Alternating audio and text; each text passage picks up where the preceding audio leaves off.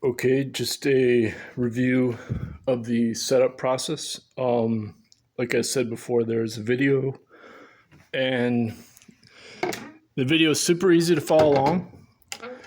Um, the video is a half hour long. Of course, you gotta pause the video, obviously, when you're doing what they want you to do. So this is a CNC machine design, and so everything fits together really nicely. They make the parts. They use the HDPE board, and then they use a CNC to cut out the. So here, this is a 2.5 gallon bin that's contained where the septic goes into. This is a footstool that keeps the rotating bin from getting messed with, and also gives you better posture. So then you have to unlock it with this flap here, and then that activates the bin, and then you have the urine diverter on top, which goes in to the rotating bin. So if you rotate it that way, it closes right away. So that's counterclockwise. And then if you rotate it clockwise, it stays open. And that would be to drop the contents back into the bin. So the idea is by rotating it, you're causing aerobic, you're giving it enough air to start composting with the aerobic bacteria. And then you have the urine diversion up front. Now the only problem I had was I got the rear exit for the urine diversion tube. So I used all three 90-degree joints to get the urine diversion tube through the round bracket that then hooks up into the urine diverter that you just push in there.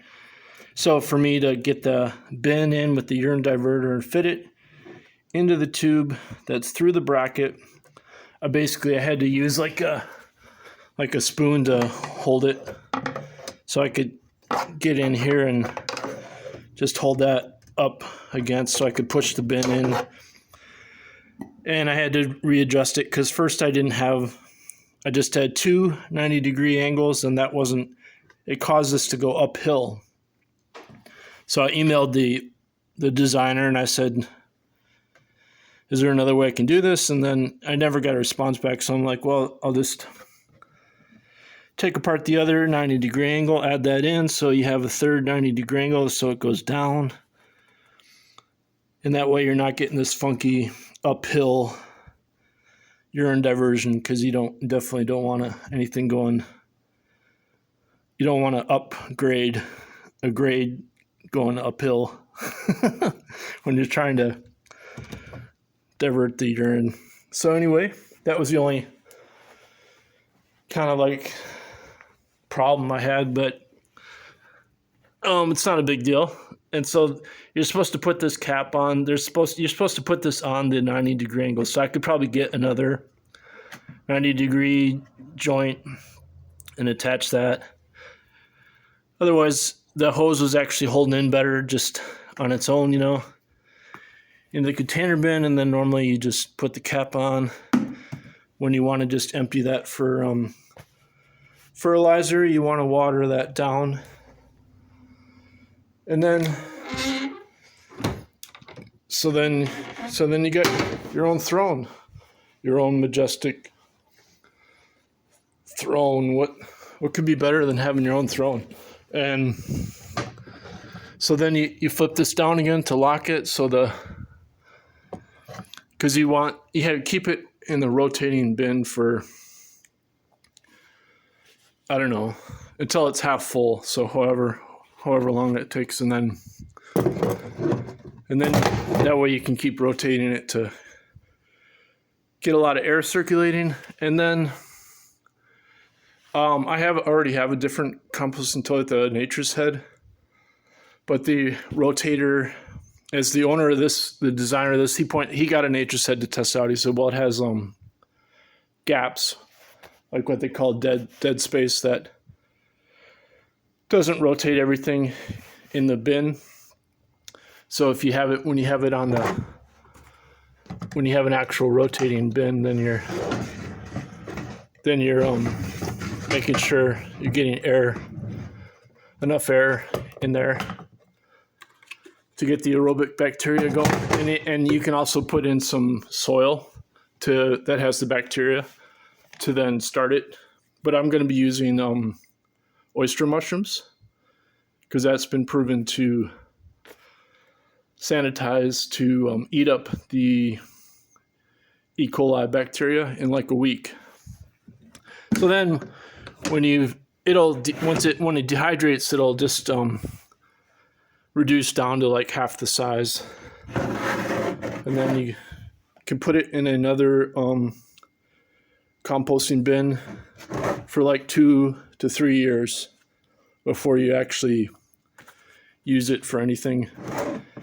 So I got another 80-gallon compost bin, 82-gallon, the other day.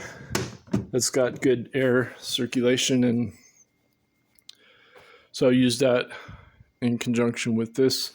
This is a lot easier to empty than the Nature's Head, because the Nature's Head you have to actually haul the whole toilet, carry the whole toilet, and remove the top part, and then lift up the whole bottom half of the toilet, and then to flip it over, and then try to shake it out, and you can't really empty it all out because it doesn't fully dry out because it doesn't get enough air. And this one also has the fan built in. It comes with the fan with the adapter. And the Nature's Head, I don't think it came with the fan. It's like you could get a fan if you wanted, that kind of thing.